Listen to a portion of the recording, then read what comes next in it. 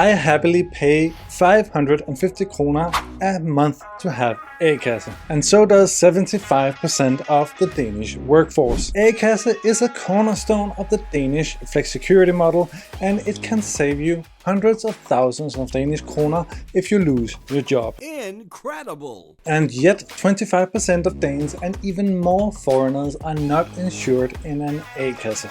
The reason? They think that because we live in Denmark, other benefits are available to save them when the shit hits the fan. Many Danes have the common misconception that they will get around 1,000 euros in contingent benefits if they just show up at the municipality and ask for it. But guess what? I tried that once and it didn't work. In this video, I will explain you how this works and why you are stupid if you don't sign up for A-kasse. But first, I'm Steven, I'm Danish, and I lived and studied and worked in Denmark for the most of my life. And I also help internationals understand how this country really works here on this channel, as well as on my news site, thedanishstream.com, where you can find Danish news in English. Today I want to explain why I personally have A-kasse and why you probably should too. Let's get into it. But first, what is this A-kasse that I'm talking about? A-kasse is short for arbejdsløshedskasse or unemployment fund in English. Danes will also refer to it as dagpenge. That means allowance money, which is essentially the money you get from the A-kasse. A-kasse is essentially a state-subsidized unemployment insurance. And no, it's not related to a union, and you don't need to be in a union or a member of a union to have A-kasse. Another misconception is that it's automatic in Denmark, which is not the case. You need to sign up and pay for it. So how much money can you get out of it? In round figures, if you lose your job and you have had a job and A-kasse for a year, you are entitled to get around 90% of your salary. But it's capped at about 3,000 euros a month before tax, and you can get this amount for up to 2 years. Obviously, you need to be actively looking for a job during these 2 years, and you need to be participating in regular meetings with your job counselor.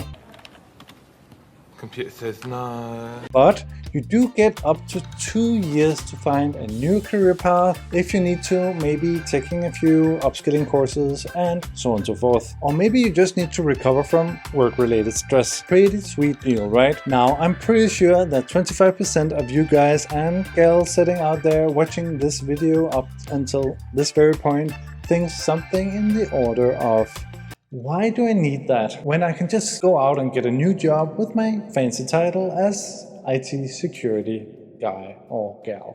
And that is true that for high-income individuals, you may be with a special high-demand skill that you might not need A-kasse as much as other people. But I'm a top 5% income earner in Denmark and I still subscribe to A-kasse. And here are my 5 arguments why I think that 95% of you guys should also subscribe to A-kasse.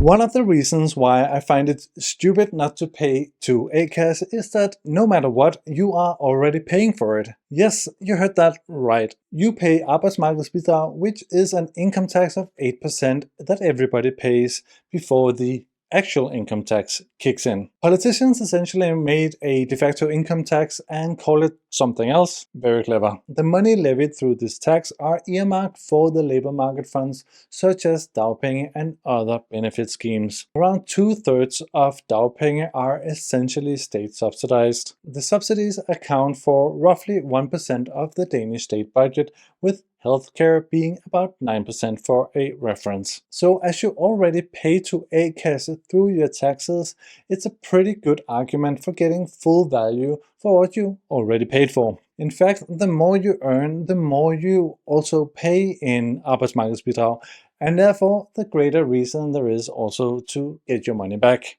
In addition to that first argument, your A-kasse payment of about 13,000 Danish kroner a year is fully deductible. So again, if you are a high earner who's essentially shoveling money into your account, you would want to get every deductible you can get to avoid paying the maximum tax in Denmark, right?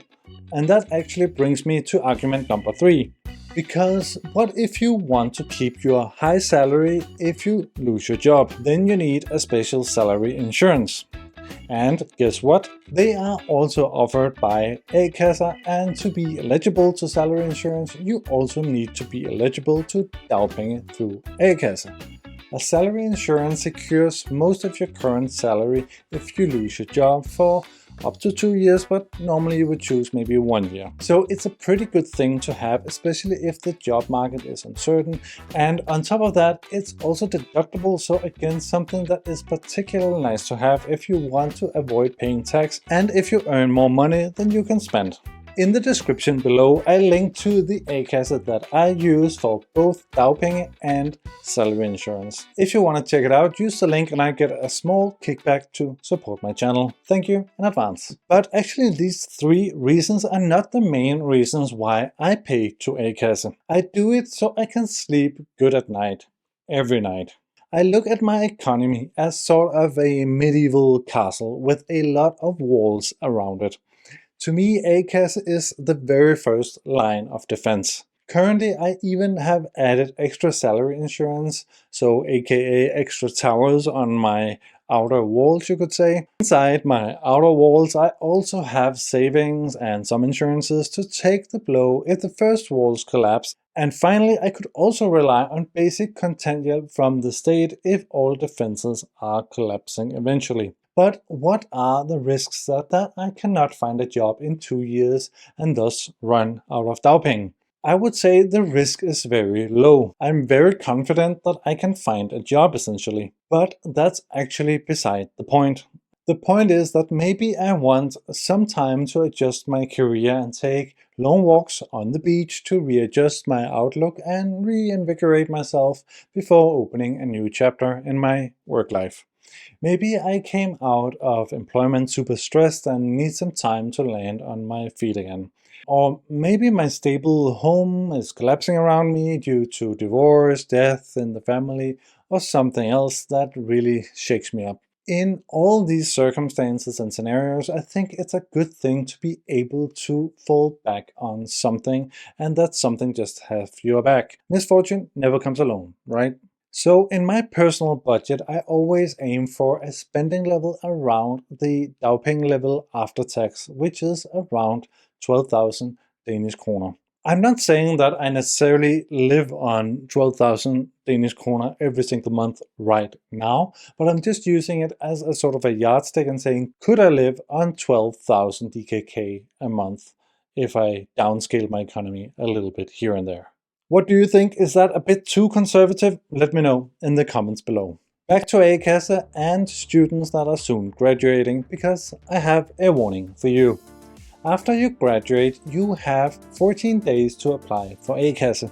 It's a special rule making you eligible for dagpenge without being signed up for A-kasse for the obligatory 1 year like the rest of us, and also without having had a job for about 1 year. This means that you can get dagpenge right after you graduate and while you are actually looking for your first job. But if you miss this 14 days window, you will essentially leave a lot of money on the table and you will be in a situation where you are much more stressed out to find a job quickly, and that might turn out to be the wrong job, and we don't want that, right? So just remember, A-kasse, just when you graduate, apply. I've left a couple of links to A-kasse in the description below. I really hope that you check them out and that maybe you find the right one for you. They are more or less the same, I should say, but of course I have my personal favorites. I have some other videos here on how much you can earn in Denmark and how much it costs to live here in Denmark. Check them out. Until next time, take care.